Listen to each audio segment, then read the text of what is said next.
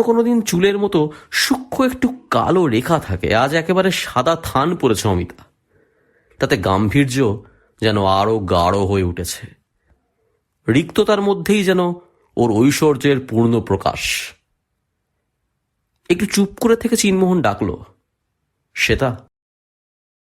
বেশ আর পরিবেশের সঙ্গে মিলিয়ে ওর নাম দিয়েছে চিনমোহন মহাশ্বেতা। স্নিগ্ধ হাসল অমিতা।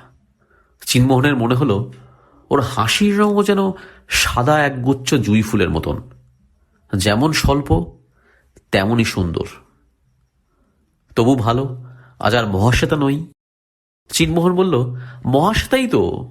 আমার দেওয়া নাম যাতে সম্পূর্ণ সার্থক হয় তার জন্য শাড়ির প্রান্ত থেকে কালো রেখাটুকু পর্যন্ত তুলে দিয়েছ। অমিতা কোনো কথা বলল না। চিনমোহন বলল, বেশ, আমার কোনো আপত্তি নেই।